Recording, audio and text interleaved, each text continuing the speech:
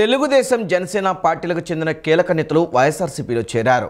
మేమంతా సిద్ధం బస్సు యాత్రలో భాగంగా నారాయణపురం స్టే పాయింట్ వద్ద ముఖ్యమంత్రి వైఎస్ జగన్ సమక్షంలో పల్నాడు జిల్లా గురజాల నియోజకవర్గానికి చెందిన నేతలు వైసీపీలో చేరారు. మేమంతా సిద్ధం బస్ యాత్ర ఏలూరు జిల్లా ఉంగుటూరు మండలం రాచూరు గ్రామం చేరుకుంది. రాచూరులో వైఎస్ జగన్కు ప్రజలు, వైఎస్ఆర్సీపీ నేతలు, కార్యకర్తలు ఘనస్వాగతం పలికారు. తెలుగుదేశం జనసేన పార్టీలకు చెందిన కీలక నేతలు వైఎస్ఆర్సీపీలో చేరారు. మేమంతా సిద్ధం బస్సు యాత్రలో భాగంగా నారాయణపురం స్టే పాయింట్ వద్ద ముఖ్యమంత్రి వైఎస్ జగన్ సమక్షంలో పల్నాడు జిల్లా గురజాల నియోజకవర్గానికి చెందిన జనసేన పార్టీ కీలక నేత 2019 గురజాల నియోజకవర్గం జనసేన అభ్యర్థి చింతలపూడి శ్రీనివాసరావు, డాక్టర్ అశోక్ కుమార్, దాచేపల్లి మండల జనసేన నేత మందపాటి దుర్గారావు వైఎస్ఆర్సీపీలో చేరారు. అదేవిధంగా తెలుగుదేశం పార్టీ పిడుగురాళ్ల తెలుగు యువత మాజీ అధ్యక్షుడు ఎన్ పేరయ్య, టీడీపీ సీనియర్ నేత గుంటుపల్లి రామారావు సీఎం వైఎస్ జగన్ చేతుల మీదుగా వైఎస్ఆర్సీపీ కండువా కప్పుకున్నారు. ఈ కార్యక్రమంలో గురజాల ఎమ్మెల్యే కాసు మహేష్ రెడ్డి, నర్సరావుపేట ఎంపీ అభ్యర్థి పి అనిల్ కుమార్ యాదవ్, మంత్రి కారుమూరి నాగేశ్వరరావు పాల్గొన్నారు. మేమంతా సిద్ధం బస్సు యాత్ర ఏలూరు జిల్లా ఉంగుటూరు మండలం రాచూరు గ్రామం చేరుకుంది. రాచూరులో వైఎస్ఆర్సీపీ అధ్యక్షులు ముఖ్యమంత్రి వైఎస్ జగన్కు ప్రజలు, వైఎస్ఆర్సీపీ నేతలు, కార్యకర్తలు ఘన స్వాగతం పలికారు. దారి పొడవునా ముఖ్యమంత్రి బస్సు యాత్రకు మేమంతా సిద్ధమంటూ బారులు తీరి స్వాగతం పలికారు. రాచూరులో బస్సు దిగిన ముఖ్యమంత్రి వైఎస్ జగన్ మహిళలు, అవాతాతలతో ముచ్చటించి యోగక్షేమాలు అడిగి తెలుసుకున్నారు. సీఎం వైఎస్ జగన్కు మహిళలు, అవాతాతలు ఆప్యాయంగా పలకరించారు. సీఎం జగన్పై గులకరాయితో దాడి అంశంపై పవన్ కళ్యాణ్ ట్వీట్ చేశారు. బాధ్యత వహించాల్సిన అధికారులతోనే విచారణ చేస్తే ఎలా అని ప్రశ్నించారు. గతంలో సీఎం ఎక్కడికెళ్లినా పరదాలు కట్టి చెట్లు నరికేసేవారని, ఏ ఉద్దేశంతో విజయవాడలో విద్యుత్ నిలిపి యాత్ర చేయించారని నిలదీశారు.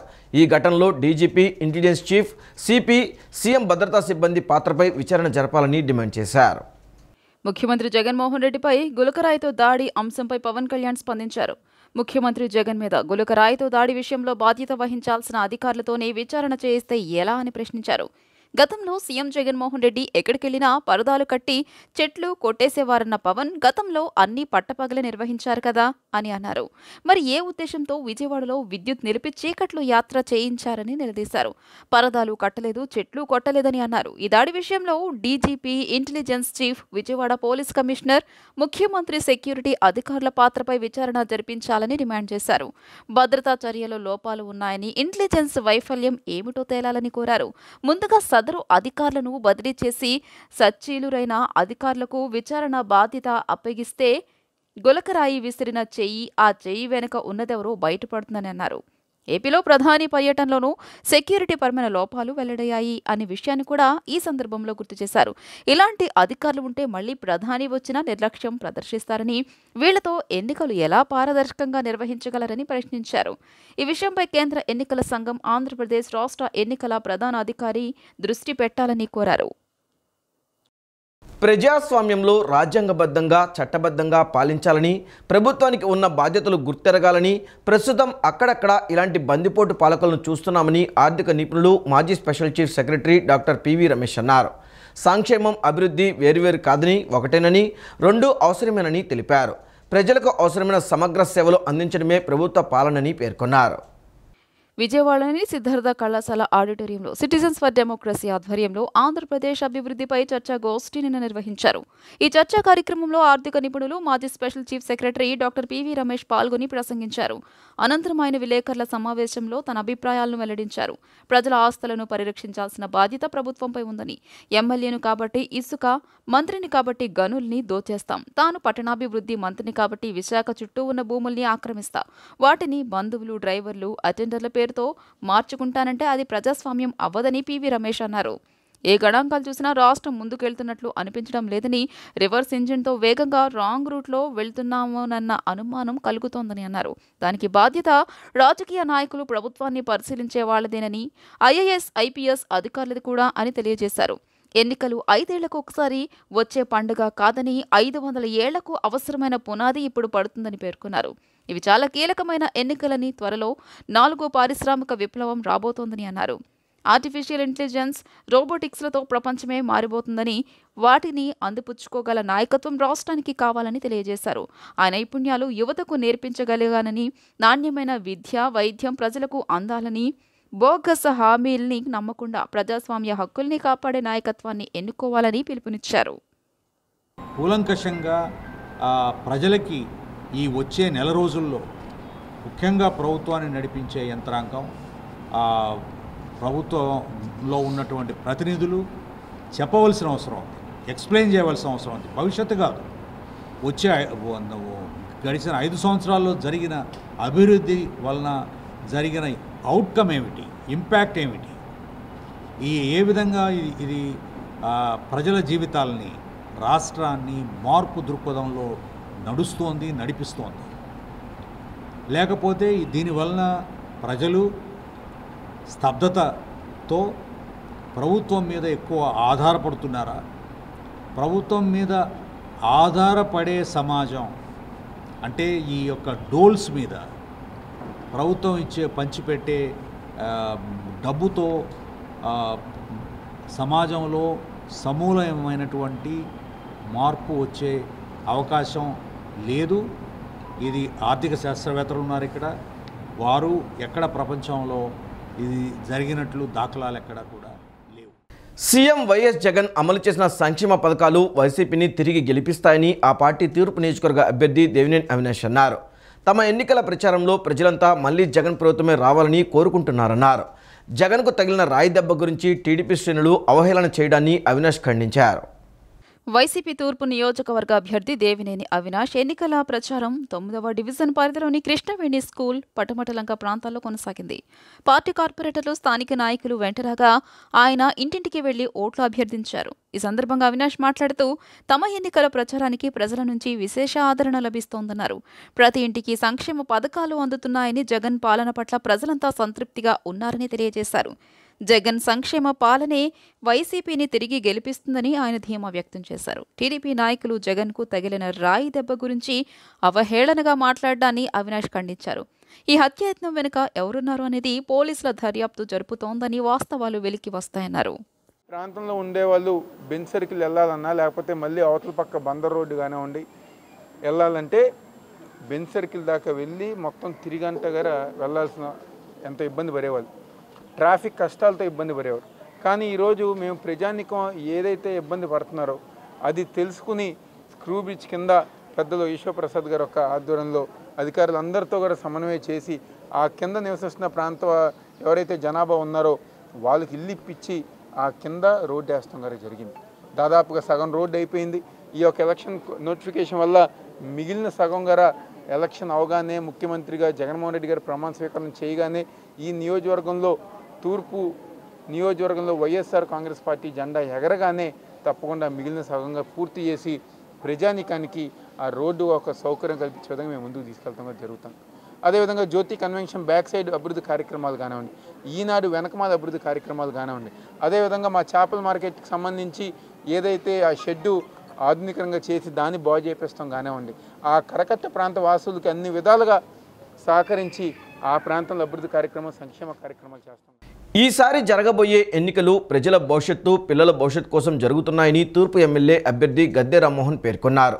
విజయవాడ రాజధాని కావాలంటే సైకిల్ గుర్తుకు ఓటు వేయాలని, 3 రాజధానులు కావాలంటే మీ ఇష్టం వచ్చిన పార్టీకి ఓటు వేసుకోవచ్చని అన్నారు. ప్రజలందరూ ముక్తకంఠంతో అమరావతి రాజధాని కావాలని బలంగా కోరుకుంటున్నారని ఆయన పేర్కొన్నారు. ఎన్నికల ప్రచారంలో భాగంగా టీడీపీ తూర్పు ఎమ్మెల్యే అభ్యర్థి గద్దె రామ్మోహన్ 12వ డివిజన్లో పర్యటించారు. ఈ సందర్భంగా స్థానిక అపార్ట్మెంట్ వాసులతో ఆత్మీయ సమావేశం నిర్వహించారు. సమావేశం అనంతరం ఆయన మీడియాతో మాట్లాడుతూ ఈసారి జరిగే ఎన్నికలు ఎంతో ప్రత్యేకమని, వాళ్ల కుటుంబాల పరిరక్షణ కోసం, పిల్లల భవిష్యత్తు కోసం, సమాజ పరిరక్షణ కోసం అన్నారు. చంద్రబాబును ముఖ్యమంత్రిగా చేయడం కోసమే, గద్దె ఎమ్మెల్యేగా కావడం కోసం కాదని రాష్ట్ర భవిష్యత్తు కోసం అన్నారు. రాజధాని ఇచ్చిన వ్యక్తి చంద్రబాబు అయితే రాజధాని తీసేసిన వ్యక్తి జగన్ అని వ్యాఖ్యానించారు.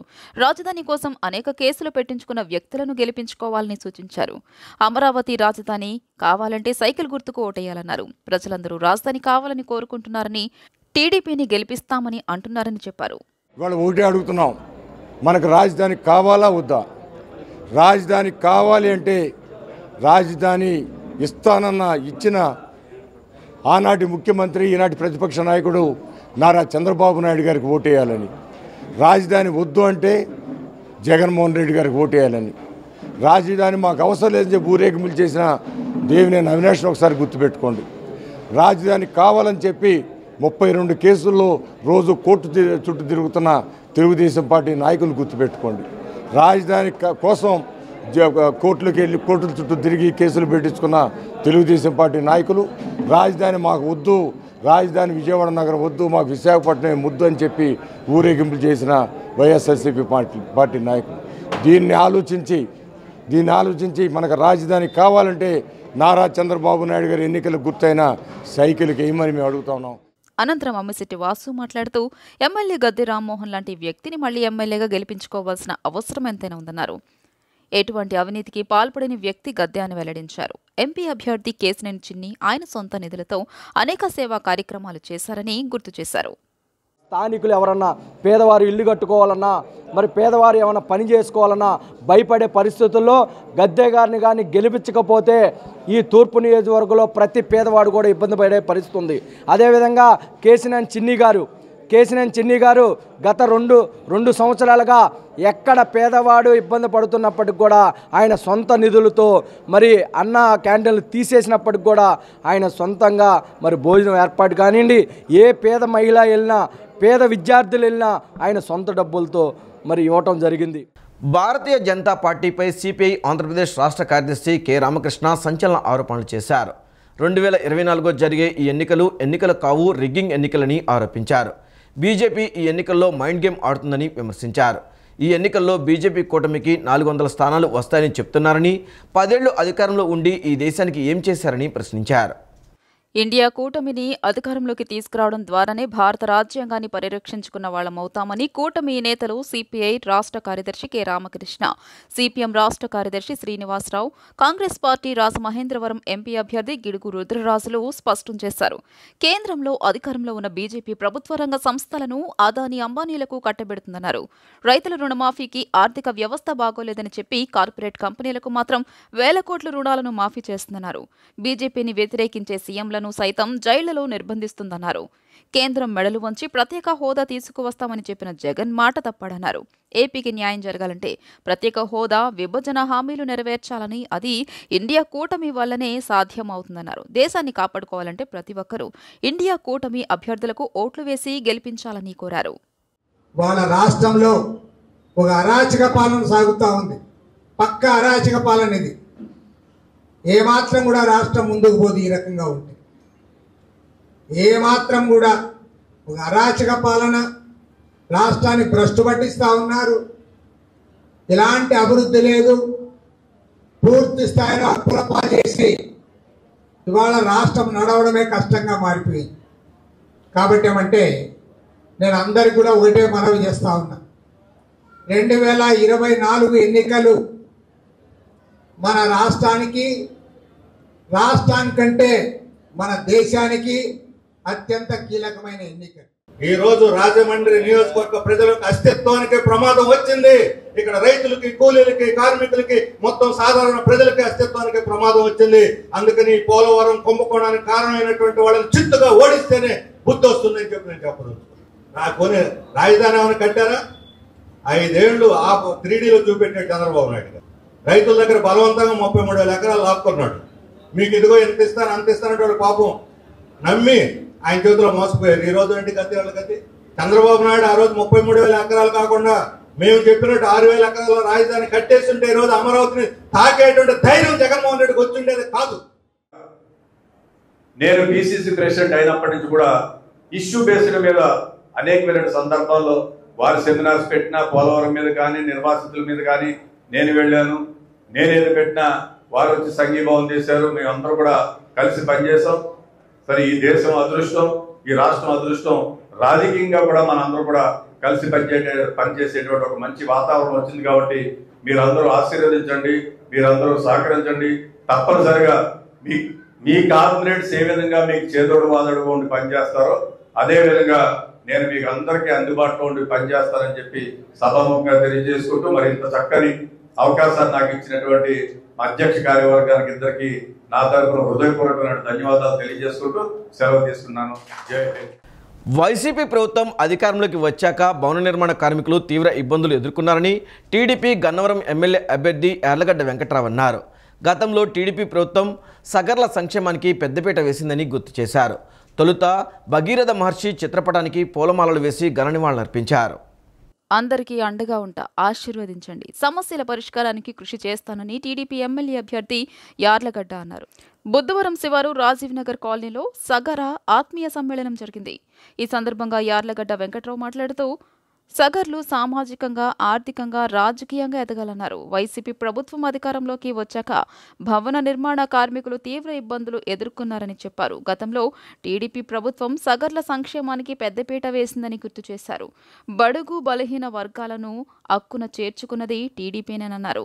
వైసీపీ పాలనలో దాడులు, విధ్వంసం తప్ప అభివృద్ధి లేదన్నారు. యువకులకు ఉపాధి అవకాశం నియోజకవర్గంలోనే కల్పిస్తామని, తాగు సాగునీటి ఇబ్బందులు తొలగిస్తామని చెప్పారు.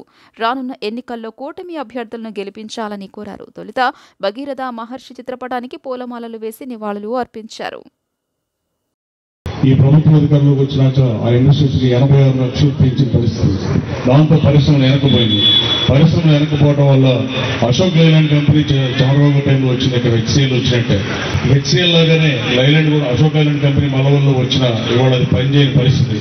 అశోక్ లైలాండ్ కంపెనీని మళ్ళీ నేను తెరిపిస్తాను. అలాగే కనీసం 200 కంపెనీలను తెచ్చి 20,000 మందికి తక్కువ కాకుండా ఉపాధి అవకాశాలు కల్పించి కనుమరుగు యువతకి ఉద్యోగాలు ఇప్పించే బాధ్యతను తీసుకుంటాం. ఎట్టి పరిస్థితులు చేస్తే అలాగే ఈ నియోజకవర్గంలో ఇంకోటి సోదరులకు ఎంతమంది నాయకులు ఈ రాష్ట్రాన్ని పరిపాలించిన ఎవరికీ జరిగిన అవమానం. క్లైమర్ బయటలు పేల్చిన చంద్రబాబు నాయుడు గారు 2003లో అలిపిరిలో దాడి జరిగినప్పుడు కూడా కంటతడి పెట్టిన చంద్రబాబు నాయుడు గారితో శాసనసభ సాక్షిగా అవమానించి ఇక్కడ ఆయన కంటనీరు పెట్టించిన పరిస్థితి. దానికి వేదిక కనవరవడం దౌర్భాగ్యం. సిగ్గుతో తలదించుకోవాలి నేనైనా మీరైనా.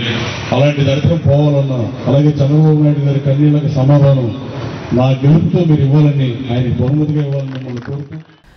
జగన్కి చిన్న రాయి తగిలితే రాష్ట్రానికి ఏదో జరిగినట్టు బాధపడిపోతున్నారంటూ పవన్ కళ్యాణ్ చేసిన వ్యాఖ్యలకు మంత్రి అంబటి రాంబాబు కౌంటర్ ఇచ్చారు. రాష్ట్రంలోని 175 అసెంబ్లీ స్థానాలలో 151 గెలుచుకొని అధికారంలోకి వచ్చిన జనాదరణ కలిగిన నాయకుడు జగన్కు గాయమైతే తెలుగు ప్రజలకు గాయమైనట్లు కాదా అని ప్రశ్నించారు. ఏది నాటకమో ఏది నిజమో ప్రజలంతా గమనిస్తూనే ఉన్నారని, కుట్రలు కుతంత్రాలకు పాల్పడుతున్న పవన్ చంద్రబాబుకు ఎన్నికల ఫలితాల ద్వారా రాజకీయ సమాధి తప్పదని జోస్యం చెప్పారు. విజయవాడలో కుట్ర పరంగానే సీఎం జగన్పై దాడి జరిగిందని మంత్రి అంబటి రాంబాబు ఆరోపించారు. సీఎం జగన్పై జరిగిన దాడిని ప్రజాస్వామ్యవాదులంతా ఖండించారని అన్నారు. వైసీపీని రాజకీయంగా ఎదుర్కోలేకనే దాడులకు దిగుతున్నారని విమర్శించారు. జగన్ను హతమార్చాలని చంద్రబాబు కుట్ర చేస్తున్నాడని సంచలన ఆరోపణలు చేశారు. జగన్కు ఉన్న ప్రజాదరణను చూసి ఓర్వలేకపోతున్నారని మండిపడ్డారు. ఎవరెన్ని కుట్రలు చేసినా జగన్ను అధికారంలోకి రాకుండా అడ్డుకోలేరు అని అన్నారు. ముగ్గురు కలిసి ఓడించడం కష్టమని భావించి హతమార్చాలని కుట్ర చేశారని తెలియజేశారు. జగన్పై మరోసారి దాడి జరిగితే రాష్ట్ర ప్రజలు చంద్రబాబు, పవన్ను క్షమించరు అని ఆగ్రహం వ్యక్తం చేశారు. కనుబొమ్మ పైన తగిలింది కాబట్టి ప్రమాదం తప్పింది. అదే కణితికో తగిలితే ఏమయ్యుండేది అని ప్రశ్నించారు. వైసీపీ శ్రేణులంతా అప్రమత్తంగా ఉండాలని పిలుపునిచ్చారు. మన సభల్లో అల్లరి మూకలు దూరి అశాంతి అల్లకల్లోలం సృష్టించేందుకు ప్రయత్నాలు చేస్తున్నారని చెప్పారు. ప్రత్యర్థులను ఓడించేందుకు చంద్రబాబు ఎంతకైనా తెగిస్తారని అన్నారు. తగిలితేనే తెలుగు వారికి తగిలినట్ట నాకు తగిలినప్పుడు అసలు నువ్వేంటి, నీకు అదేంటయ్యా? అసలు జగన్మోహన్ రెడ్డి గారితో ఎలా పోలుస్తావా? నాకు అర్థం కాలేదు. నువ్వు సినిమా యాక్టర్ అని చూడటానికి జనం వస్తున్నారు. జగన్ ఏం సినిమా యాక్టర్ కాదే. జగన్ గారిని ఎందుకు చూడాలని వస్తున్నారు? ప్రేమతో వస్తున్నారు. ఈ రాష్ట్రంలో 175 సీట్లలో 151 గెలుచుకొని అధికారంలోకి వచ్చిన ప్రజాదరణ కలిగినటువంటి తెలుగు నాయకుడు. అలాంటి నాయకుడి మీద రాయి తగిలితే తెలుగు ప్రజలకు గాయం కాదా అని అడుగుతా ఉన్నారు. తెలుగు ప్రజలకు గాయం అయిందంటే ఏదో ఎగతాళిగా మాట్లాడుతున్నారు. మరి పవన్ కళ్యాణ్ గారు అసలు మీకు అర్హత ఏముంది నాకు అడుగుతా ఉన్నా. రాష్ట్ర ముఖ్యమంత్రి జగన్మోహన్ రెడ్డిపై శనివారం జరిగిన దాడికి సంబంధించి 48 గంటలు సాధించి తాడేపల్లి నుంచి వచ్చిన స్క్రిప్ట్ను విజయవాడ పోలీస్ కమిషనర్ ప్రెస్ మీట్లో చదివి వినిపించారని తెలుగుదేశం పార్టీ ఎమ్మెల్సీ పరుచూరి అశోక్ బాబు మండిపడ్డారు. దాడి జరిగి 48 గంటలైనా 8 టీంలు దర్యాప్తు చేస్తున్నా ఇంతవరకు ఒక్క సాక్ష్యం కూడా సంపాదించలేకపోయారని విమర్శించారు. భద్రతా వైఫల్యమే జగన్ రెడ్డిపై జరిగిన దాడికి కారణమన్నారు. దానిని కప్పిపుచ్చుకునేందుకే విజయవాడ సిపి ఇవాళ ప్రెస్ మీట్ పెట్టి వివరణ ఇచ్చుకుంటున్నారన్నారు. ఎవరో ఒక అనామకుడిని నిందితుడిగా చూపిస్తారేమోనన్న సందేహం మాలో ఉందని అన్నారు. చెట్లు నరికేశారు, ఎక్కడికి వెళ్ళినా ముఖ్యమంత్రి చెట్లు నరకడం, తీగలు కట్ చేయటం, ఇదంతా సెక్యూరిటీలో ఒక భాగం అంటున్నారు. నిజంగా సెక్యూరిటీలో ఒక భాగం అవుతే నువ్వు సీఎం నడిచే దారిలో ప్రతి బిల్డింగ్ మీద కనీసం ఒక కానిస్టేబుల్ అన్నా పెట్టాలి. నువ్వు 1400 మందిని 22 కిలోమీటర్లో పెట్టానంటున్నావు. 14 మందిలో పక్కన ఉన్న బిల్డింగ్స్ మించి ఇటువంటి థ్రెట్ ఉంటుందనే కదా నువ్వు చెట్లు వైర్లు పీకేసింది. అయినప్పుడు ఎందుకు పెట్టలేకపోయావు? ఒక బిల్డింగ్ మీద ఒక కానిస్టేబుల్ అన్నా మరి సీఎం గారు ముందుకు వెళ్ళిపోతే వాళ్ళు దిగి వచ్చేస్తారు. చెట్లు నరికిస్తున్నావు, కరెంటు తీగలు కట్ చేస్తున్నారు. కరెంట్ లేనప్పుడు సీఎంకి ఎటువంటి సెక్యూరిటీ ఉండాలి? ఆయన బస్సు మీద ఉన్నప్పుడు ఖచ్చితంగా ఫ్లడ్ లైట్లు ఉండాలి, ఆయన చుట్టూ కూడా ఫ్లడ్ లైట్ వాచ్ ఉండాలి. మరి ఈ ప్రోటోకాల్ మరి పోలీసుకి తెలియదా? తెలిసినా ఏమవుద్దులని చేశారనేది పోలీసులకు సమాధానం చెప్పాలి. ఇవాళ ఆయన పెట్టిన ప్రెస్ కాన్ఫరెన్స్ చూస్తే మట్టుకి ఈ స్క్రిప్టు ఆయన సొంతం కాదు, తాడేపల్లి నుంచి వచ్చిందనేది స్పష్టంగా కనపడుతుంది. అమరావతి బాలోత్సవం ఆధ్వర్యంలో ప్రభుత్వ పాఠశాల విద్యార్థుల కోసం వేసవి శిక్షణా కార్యక్రమాలు నిర్వహిస్తున్నట్లు అమరావతి బాలోత్సవ కమిటీ బాధ్యులు నరసింహరావు నారాయణరావు పేర్కొన్నారు. ఏప్రిల్ 26 నుండి ఈ శిక్షణ జరుగుతుందని వెల్లడించారు. కథలు, వెస్ట్రన్ డాన్స్, చిత్రలేఖనం, దేశభక్తి పాటలు వంటి వాటిపై నిపుణులైన అధ్యాపకులు ఈ శిక్షణ ఇస్తారని తెలిపారు. ఇది పూర్తిగా ఉచితమని, ఆసక్తి గల విద్యార్థులు బాలోత్సవ భవన్లో సంప్రదించాలని కోరారు. పలు పాఠశాలలకు వెళ్లి కరపత్రాలను అందిస్తామని వెల్లడించారు. సమ్మర్ క్యాంప్ వేసవి శిక్షణా శిబిరం ఏప్రిల్ నెల 26వ తారీఖు నుండి మే నెల 19వ తారీఖు వరకు విజయవాడ బాలోత్సవ భవన్లో నిర్వహించడానికి అమరావతి బాలోత్సవం కమిటీ నిర్ణయించింది. దీనిలో పాల్గొనే విద్యార్థులు ఎక్కువగా గవర్నమెంట్ పాఠశాలల నుండి అట్లానే చిన్న చిన్న స్కూల్స్ నుండి 5వ తరగతి నుండి 10వ తరగతి వరకు నిష్ణాతులైనటువంటి ఉపాధ్యాయుల చేత శిక్షణ ఇప్పించడం జరుగుతుంది. ఈ శిక్షణ పూర్తిగా ఉచితంగా జరుగుతుంది. దీన్ని విద్యార్థులు ఉపయోగించుకోవాల్సిందిగా విజ్ఞప్తి చేస్తున్నాం. ఇది ఎక్కువ మంది పిల్లల్లో సృజన పెరగడానికి, ఎక్కువ మంది ఊహలో సమాజం గురించి తెలుసుకోవడానికి కూడా ఇది పనికొస్తుంది. దీనికి జీటీవీ తెలుగు డ్రామా దర్శకులు వాసు వస్తున్నారు, ఆయన దానికి బాధ్యత వహిస్తారు. ఆయన బృందం అంతా కూడా ఆ పనిలో ఉంటారు. ఇది మే 19వ తేదీ బహుశా నాటికి కూడా వేసే ప్రయత్నం చేస్తాం. 2, మీరు చిత్రం సుధీర్, ఈయన అంటే ఆయన దగ్గర బొమ్మ నేర్చుకోవాలంటే చాలా కాస్ట్ అవుతుంది, చాలా డబ్బులు. కానీ మధ్యతరగతి పేద పిల్లలకి బొమ్మలు నేర్పించే ప్రక్రియకి ఆయన బాగా సహాయపడుతున్నారు. ఆయన బృందం దాదాపు ఒక 10 రోజుల పాటు బొమ్మలు నేర్పించడం, బొమ్మలు జనరల్ బొమ్మలు, ప్రకృతి బొమ్మలన్నీ వేస్తారు. కానీ కొన్ని ఇంపార్టెన్స్ బొమ్మల్ని, కంటెంట్ ఉన్న బొమ్మల్ని పిల్లలకు నేర్పించేదానికి కూడా మేము ప్రయత్నం చేయాలని భావించాం. ఈ వార్తలు ఇంతటితో సమాప్తం. నమస్కారం.